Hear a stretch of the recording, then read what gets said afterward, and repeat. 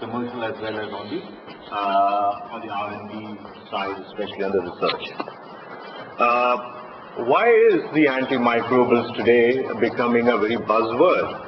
And what is it happening around?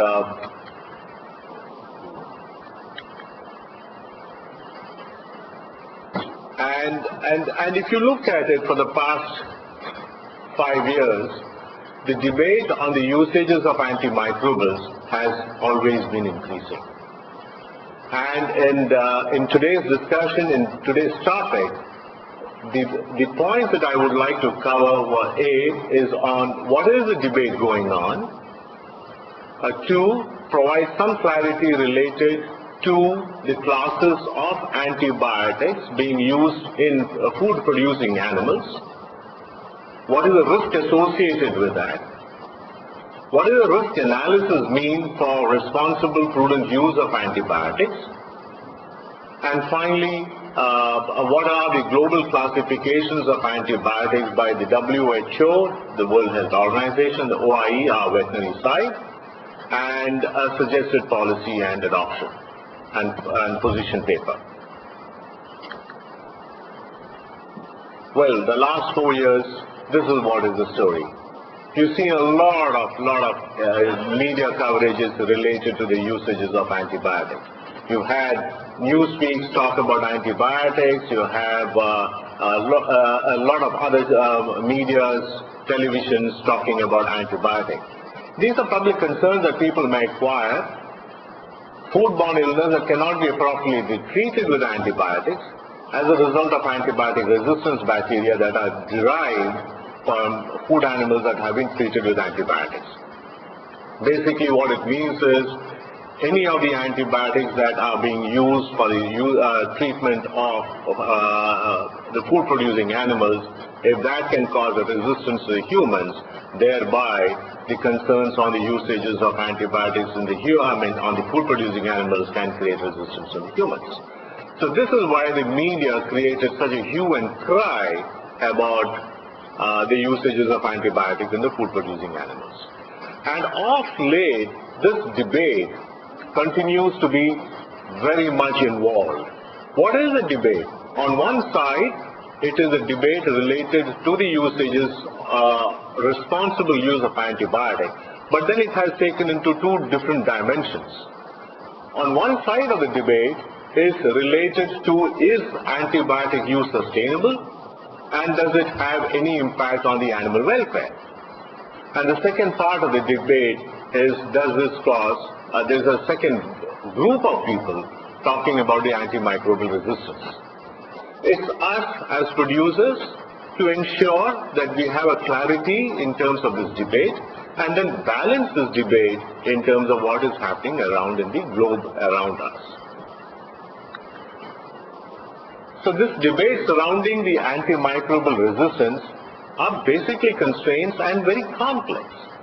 On one side, people are talking about the animal welfare, the usage of antibiotics. Does it create an issues on the production or on the animal welfare of the animals? The second one is it ethical? Is it science-based? Or, is there a sustainable? Can you go ahead without using antibiotics in the food-producing animals? Is it sustainable? On the other side, what do the consumers think about? What are the consumers' perceptions related to the usages of antibiotics? We feel they are very emotionally driven on the way several market research that I have involved in. Most of the perceptions are emotionally driven. It is basically, they say that agriculture is the main responsibility on the misuse, abuse of antibiotics. The NGOs, the activists, are becoming more and more sophisticated than what they were before. So the voice is becoming louder. And the use of the word growth promotion or a prevention is looked at it from a very negative, looked at it on a negative perception. And then there is a reaction by the stakeholders related to what is being used at on the antibiotic side. Antimicrobial resistance is a technically complex subject. and it is now globally, and it is now trickling across to Asia Pacific in far greater momentum than what it was before. And we need to have a regulatory framework in terms of how do we tackle the antimicrobial resistance. I'm sure that I'm talking to a very well-educated audience here, and but nevertheless, I thought it would be very nice for us to take a look at two broad terms. What is an antimicrobial and what is an antibiotic? I just wanted to ensure that the antimicrobials are the broadest term used, refers to any type of product that has an activity against a variety of microorganisms, which can include bacteria, viruses, fungi, and parasites. Whereas antibiotics are a type of antimicrobial, so it is coming under the umbrella of antimicrobial. Specifically, antibiotics are in most cases compounds produced by a fungus or another microorganism that kill or inhibit the growth of bacteria that causes disease in humans or animals. These terminologies are very often interchanged. At some time they use antimicrobials, at some times they use an antibiotic. The sharper our understanding about what an antimicrobial resistance is, it is not only related to an antibiotic, but it is also related to a broader term of an antimicrobials.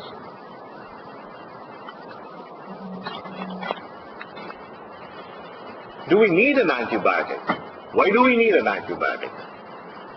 A slide which says it is important for the animal welfare to ensure that healthy animals goes into the food chain. We cannot have a diseased animal going into the food chain. So that is why the usage of an antibiotic ensures that a healthy animal goes into the food chain. Second part of it, without antibiotics, we do not see the production of a livestock very sustainable. Enough amount of trials we have said done between an antibiotic free against an antibiotic. An antibiotic free probably will not be sustainable. We have looked at it from the numbers that we will probably feed more number of mouths by using an antibiotic judiciously and responsibly to make this a far more profitable product at an economical, affordable prices. And the food safety, basically that healthy animals are important first step for our food safety. This is basically our common understanding. But is antibiotic alone the answer? Probably not. I think it has to be coupled with proper nutrition, hygiene, housing, vaccines, and the rest of it, along with the antibiotics, to make this a more productive and more economically viable option. So antibiotics is one among the many tools that makes it more profitable.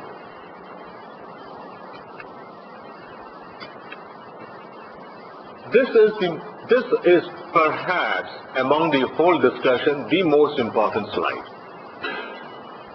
The classes of the categories of antibiotics. As I speak at this platform, the one thing that I would, and we are trying to advocate and provide advocacy here is that we are talking about three types of antibiotics universally. The first type, I'm not looking at the first one, first we talked about this, the second and the third type of antibiotics.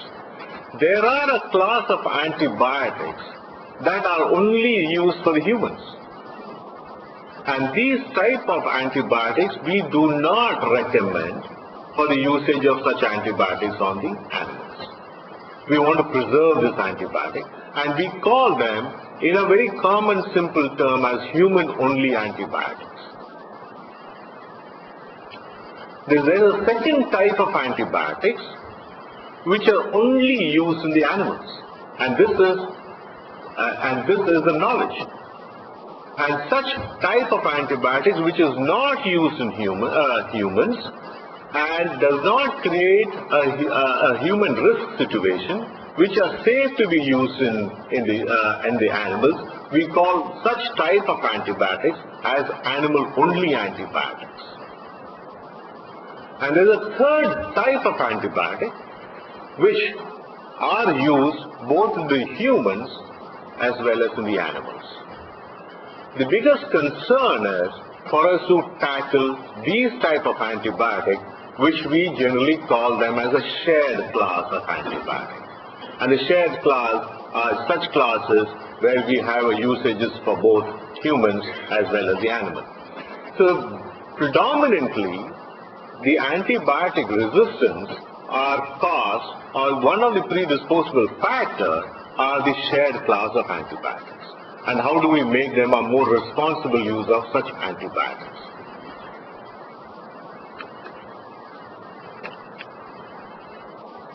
Antibiotics are used to treat, control, prevent, and grow, and there is no harm in that.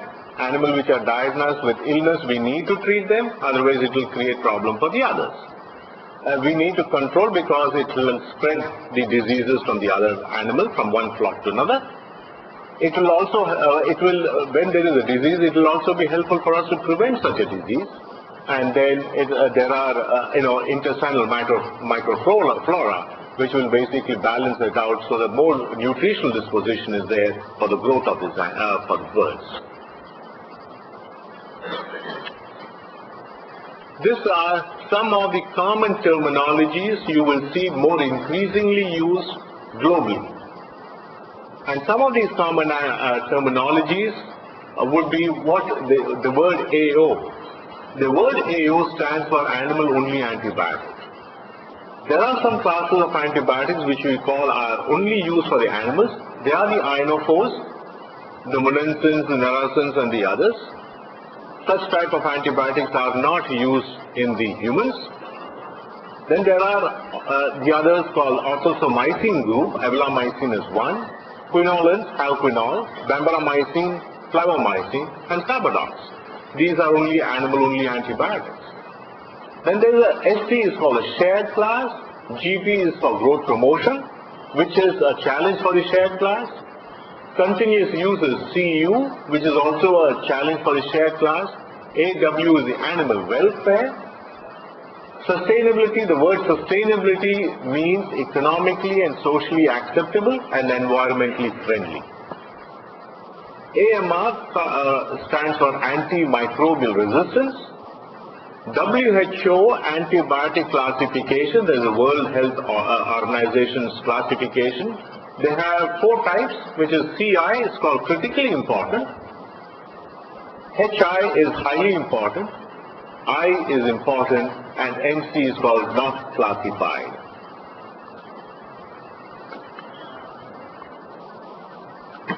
Having understood a basis, a foundation on what we are really talking related to antibiotics, the key understanding is what does it really talk about? What is the impact on the usages of antibiotics? Finally, it is a human risk factor. It is not the disease caused by the animal, but the consumption of the animal by the humans causes a resistance, and that is the human disease factor that is more important. A person becomes sick with a bacterial infection that cannot be appropriately treated with an antibiotic as a result of animal-derived antibiotic resistance bacteria or genes, for which the humans have a resistance developed on the usages of an antibiotic, that becomes a human risk. So anything that talks about a risk factor has to be in connotation with, is that a human risk or is it not a human risk? And very loosely, these are getting interchanged.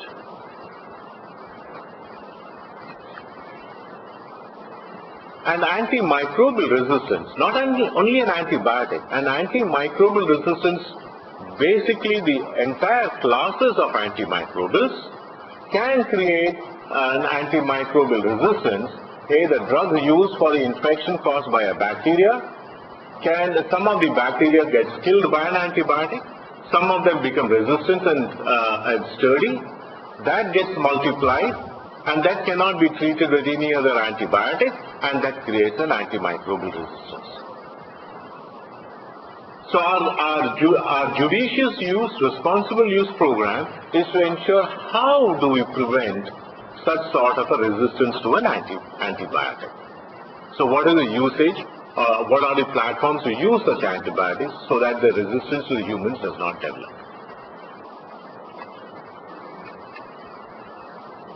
Is antibiotics only the source of infection or antimicrobial resistance? Perhaps not. There's so much of a route of spread of a resistance bacteria. It can come in from the soil. It can come in from the human to human. It can come in from an consumption. It can come in from the pets. It can come in from so many things, and antimicrobial resistance can develop. And antibiotic usage is just one part of it.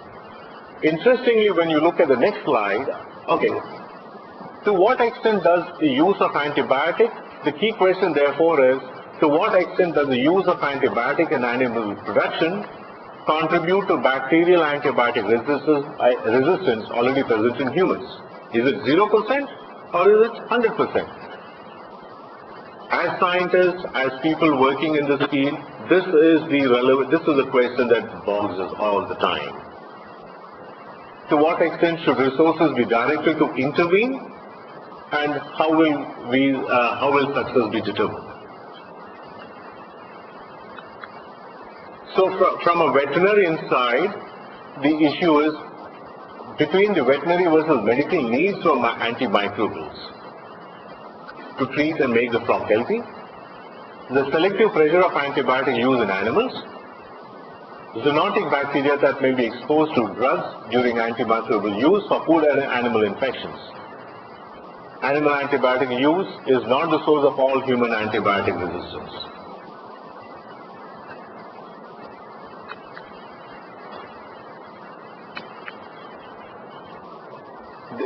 There's a very busy slide. I'm just going quickly into it. The epidemiology of the antimicrobial resistance is caused between how resistance by the usages of such drugs in animals causes release, thereby causes an exposure, and thereon consumption becomes a consequence. That in itself probably is a slide that I can spend about half an hour talking about it, but in general, this is how the whole infection gets spread. So the risk assessment process that we generally adopt is a 3-step. An antibiotic must select for foodborne bacteria, that's called a release. A person must ingest it, that's an exposure, and the person that ingests must become sick, that is a consequence.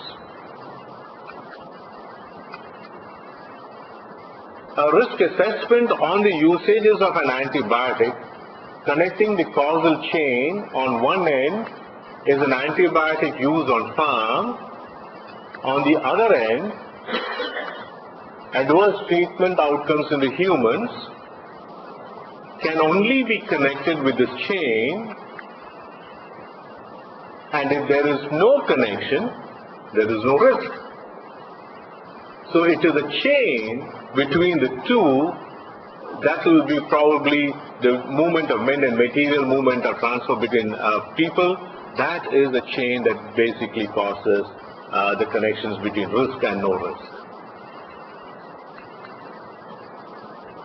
To do that, the risk analysis, we need to understand risk assessment, how bad is the situation and how do we manage this risk. So the communication between risk analysis and risk management to the external stakeholders. Busy slide, I'm not going to go into it, but risk analysis talks about 3 different parts: risk assessment, risk management, and risk communication. This is basically what we are talking at the government to government level. This is what the government needs to do before they adopt what are the antibiotics to be used or not to be used. And this is a policy that we are regularly talking to the various governments in the Ministry of Agriculture and the others. So what is the risk? Is between an hazard and an exposure. Hazard is that is something that can cause harm. Exposure is the amount of hazard that or time in presence of an hazard, namely the foodborne diseases, and what is the probability of the risk here. These are all mathematical calculations in terms of understanding how much is at risk. We want to manage this because the foodborne bacteria diseases reduces antimicrobial contamination in food and reduces antimicrobial foodborne bacterial diseases and can also provide antibiotic product regulation.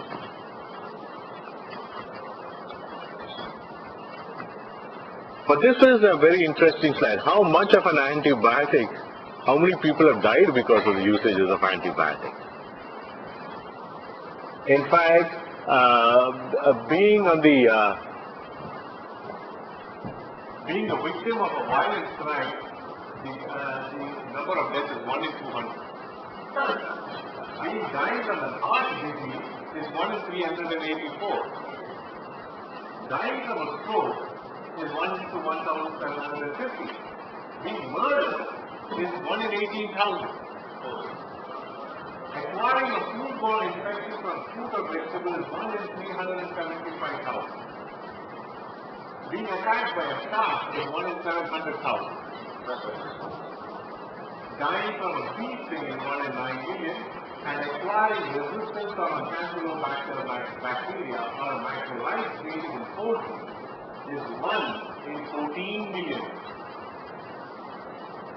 And acquiring resistant campylobacter from macrolide created swine, which results in patient failure, is 1 in 53 million. What are we really talking about? That is what is the general cause related to the usages of antibiotics. But I think it is important that the World Health Organization is really talking about it. They are talking about the critically important antibiotics and they have made definitions related to that. OIE, which is our veterinary importance, is also talking about it. What is happening globally? I mean, this is a slide we want you all to know this. All countries use antibiotics in animals, including Europe. Europeans still use antibiotic for therapy but had historically moved away from using antibiotics for production claims. In the United States, applying the newest FDA guidelines will change the antibiotic. Europe uses ionophores as a feed additives, continues to use ionophores as a feed additives.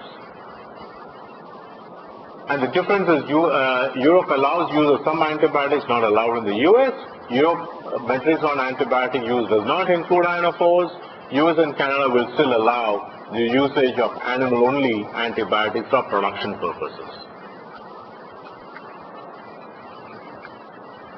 So these are some of the lists there, and ionophores, vancomycin, evalamycin comes under unclassified. That's the European classification. That's the American classification here. These are some of the ways that transition will take place. Over-the-counter to veterinary feed directives, over-the-counter ionophores, other veterinary use-only agents like evalamycin, entramycin, halconol, bemberamycin, others still can be used over-the-counter for production purposes.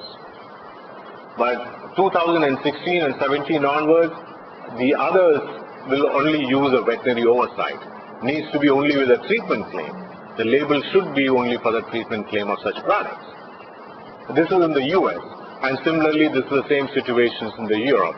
And we also see the same situation in Australia and New Zealand. We'll also see the same situations in Japan. These are some of the classes of antimicrobials. I will not go into it in detail, but there is a need and purpose for an antibiotic policy here. To provide a clear action between governments, what do we need to do on the usages of antibiotics in food-producing animals? The key factor is it has to be science-based risk assessment model. It has to take care of the human health risks, and there has to be a difference between therapeutic use versus performance use, and veterinary oversight versus a layperson is essential. Unintended consequences versus desired outcomes based upon risk-based analysis and risk-benefit analysis. Possible actions suggested. We are getting into a recommendation on legislative councils, veterinary oversight, and regulatory review process in most of the ASEAN countries across, as well as in the Asia Pacific and in the globe today. So it has to be, the policy has to be responsible use, transparent, and focus on innovation.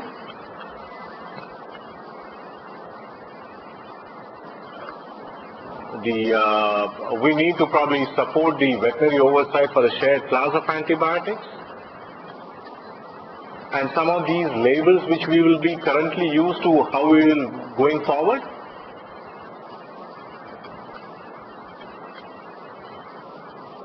And most of the food chain companies now are having their own antibiotic policies. This is one of the food chain companies I'm not mentioning, but basically is McDonald's. They have rolled out their food chain policies. I'm sure you will see Tyson's, you will see many other companies having their. So going forward, most of these food chain companies will also have their antibiotic use policies. So it's important that be aware that this is something that is going to be governing us in the future, and we need to be aligning ourselves with what's happening across the globe. Food chain companies are also going to be using these policies. They'll have their own individual antimicrobial policies, and the sooner we align, better it is for us for the future. So once again, the takeaways, we did talk about the debate. We talked about the classes of antibiotic. We said how an antibiotic will have to be based upon the risk analysis, what are the global classification, and the policies and position. Rolling back, the critical slide, I said there are 3 classes of antibiotics. Remember, there is an animal-only class which is basically safe. Then there is the human class that we do not want to be used in animals. And there is a shared class which requires responsible use of antibiotic. And we recommend that has to be for treatment purposes, and wherever there is a veterinary oversight involved, we would like to have a veterinary oversight. I think that's perhaps. So what does responsible use mean? Responsible use does not simply equate to using pure antimicrobials. Use the right drug in the right amount by the right route for the right period of time. Thank you.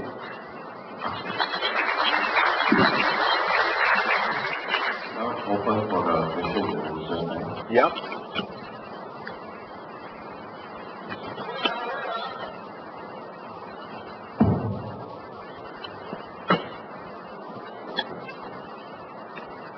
Good morning, Somu. I have a question, maybe because of your previous experience in the state in Singapore.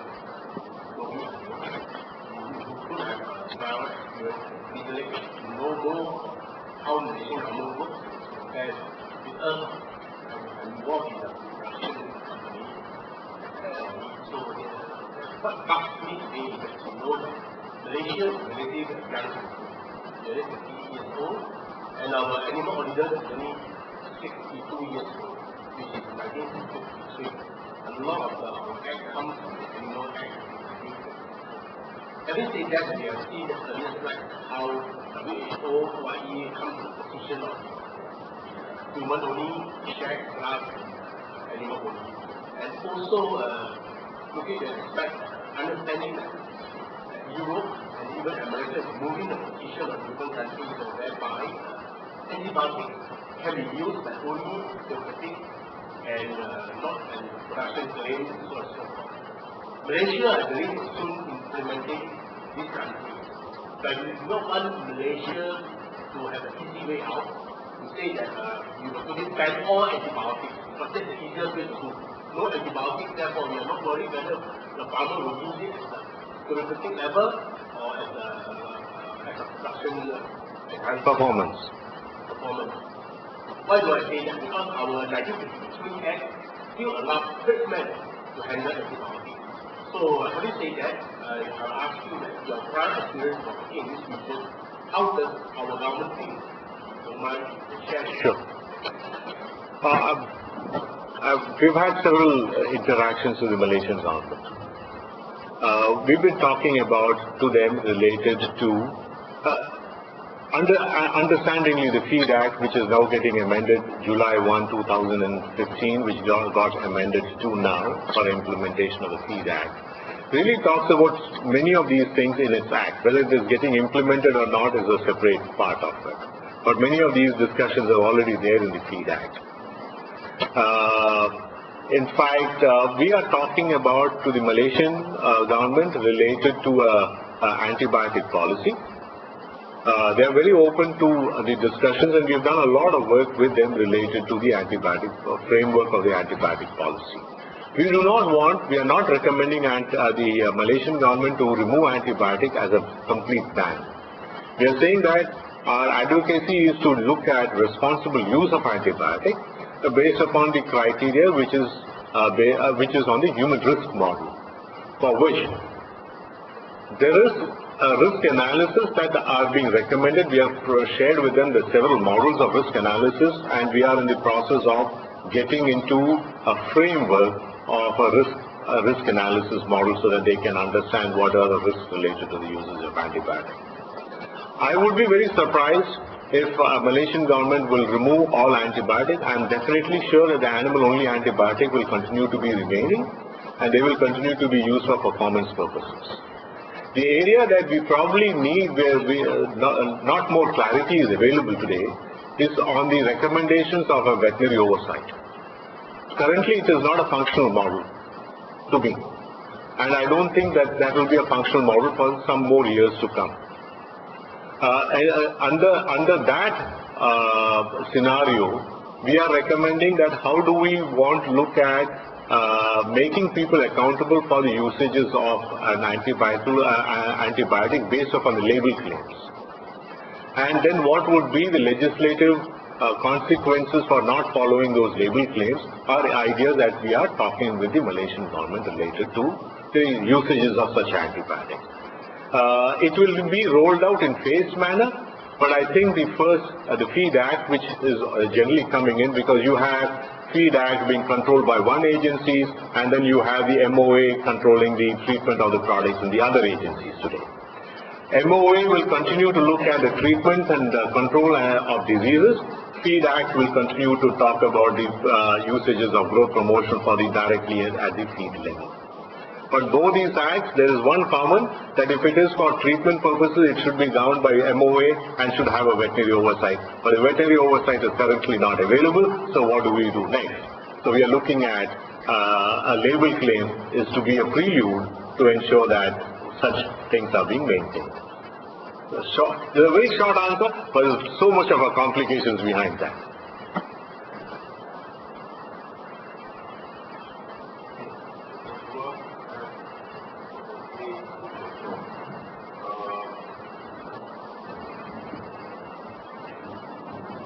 The first question is regarding the usage of antibiotics as a growth promoter. I think this is practically many public people said when they say, oh, you use antibiotics just as a growth promoter, whether anyone is sick or not, you know.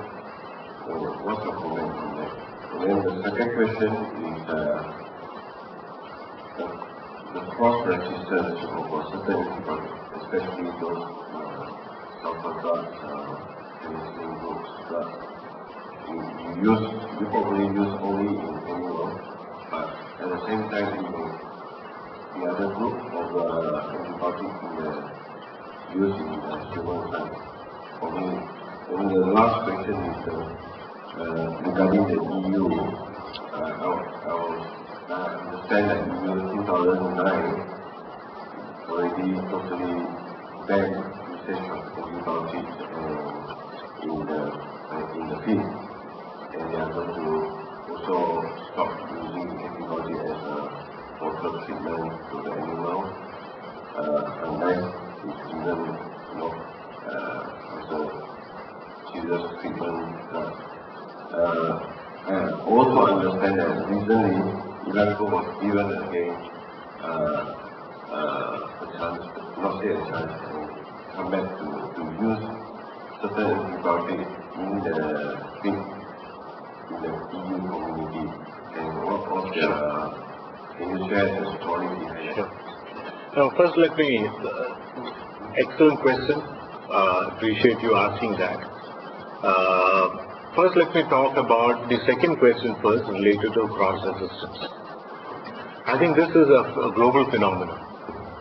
the usages of certain type of antibiotics, cephalosporins, penicillins, and others, the biggest concern is the cross-resistance that it would acquire on the usage of such in the humans.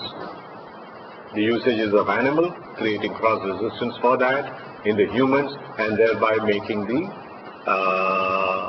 antibiotics not effective. So when we talk, I'm a member of what we call as a global antimicrobial policies here, which is called a GARP, on the prudent usages of antibiotics. And this GARP is now seriously looking at how do we start ensuring an education is available at the farm food producers level to ensure safe usages of antibiotics. Some of the things that you will see is that when I said the shared class of antibiotics, and the shared class of antibiotics are such antibiotics which will create cross-resistance to the humans. And those shared class of antibiotics, we are promoting the usages based upon labels, only for treatment purposes and only for short duration purposes. And such short duration purposes, we believe, generally will not create much of a resistance to the humans, and thereby the responsible use of such antibiotics will get found. The area, it's just not a single antibiotic use is not a problem. There are a combination of antibiotic use, and that's where the problem is. When you use two such antibiotics to combat a particular disease, that's where really the problem is. Now the GARP is working on ensuring that a proper guidelines is being put into place, that a combination of multiple antibiotics needs to be definitely under medical supervision and veterinary oversight.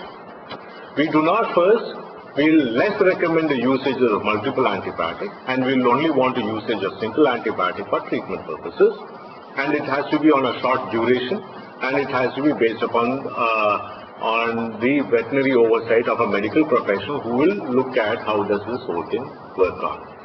That is where we are trying to reduce the cross-resistance to the humans. So that's the first part. Long journey, but we have made a beginning towards that. Second part of the European, at this point of time, I'll be very happy to share the Danish model. Danish were the ones who were the first ones to remove all antibiotics from growth promotion out of the market. They said now growth promotion was a bad word and it should not be used. So they said that until then that it will now be used as only for treatment purposes, and thereby we will reduce the antibiotics. The data which appeared about a month back says over the 7-year data on the Danish principles shares that the Danish usage of antibiotics for the period 2014 and 15 has increased over the period 2013 and 14. And these are only for treatment purposes. Now, when you classify this between a treatment and a growth promotional purposes, the question is whether growth promotional purposes were using higher doses of antibiotics or they were using higher doses of antibiotic for treatment purposes. That data is currently being analyzed. Okay. But whether this is an efficacious way of trying to ban or influence the others, or whether it is a political agenda by the European because the cost of production is so high, they do not want everybody to import or export this production into their country. And we being in the Asia Pacific, and especially Asia, where the consumption of protein is by far the highest and is going by far the highest, we need to make our production more economically viable. We cannot have a production standards or price which is equivalent to the European standard. We need more people to be affordable for food. So that is why we are saying that our usage platform has to be based upon human risk and has to be economically viable. So I would not be completely convinced about the Danish or the European model to say how are they trying to control it. But there is one path that they are using. Now, Europeans by large, they are highly they have already gone in the past. They do not want to retrace because for them it is a face-saving game, so they will not want to retrace back. So they will continue to go that particular path, but they will now start providing breaks to whatever is happening. And Europe has never been productionally, on a production side, a very viable economy. And their production standards are declining day by day, day by day. So that's my answer to the third question. To the first question, I think, which links back to to the answer, should we completely ban the usage of antibiotic for growth promotional purposes? Shared use of antibiotic for growth promotional purposes, certainly we need to be looking at it with a lot of caution. I would not recommend that. There are the animal-only antibiotics, which how can you treat cocci without an anticoccidial? We need to treat cocci with an anticoccidial, otherwise it becomes economically unviable. So my answer to that is we are trying to promote that animal-only antibiotics are safe, because there is no human use of such antibiotics in the humans. So for performance purposes or a continuous use purposes, there is no harm in usage of such. Why I'm saying that, we have gone ahead trying to look at what are the MRL standards or such usages of antibiotics at the production stages, at the completion, at the finisher stage, and looked at such MRLs, and they are far below the Codex standards, far below any other standards, and there will be the least resistance or causing resistance to the humans. So these are science behind it. So there is a lot of work going on, and I also recommend we also need to be looking at alternatives to antibiotics. As long as we continue to look at alternatives to antibiotics and its alternatives, it needs to be the area that we need to be pursuing.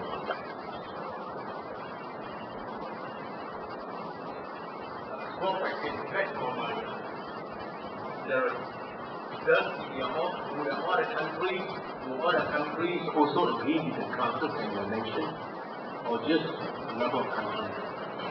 Universally, this discussion has started now for the past 1 year. We have not seen any adverse comments from all the countries that we have talked about it. So we do understand such issue that there is a broad acceptance to that. An exception to that is Korea. Korea has already got something called the feed additive under use program, FAUR, and they have banned all antibiotics like the way the Europeans have banned antibiotics. And but we are now re-looking and talking to the people in Korea related to the safe use of such antibiotics. But apart from that, as an exception, generally there is no resistance from the places that we have talked about. I don't think Malaysia has never been a resistance. Has always been very receptive from the point of our policy related to such usages.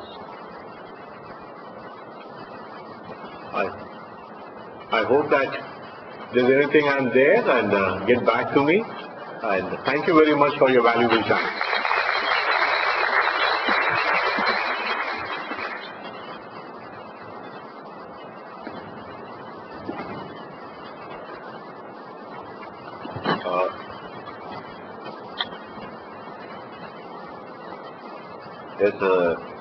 Thank you, Mr. Somu, for the good presentation. And there's a slight change of the program. Now, before we go for the next more interesting session, which is a tea break, I would like to call upon Dr. Loh to give away some token of souvenir to our two speakers today, this morning. Mr. Devan is here? Mr. Devan?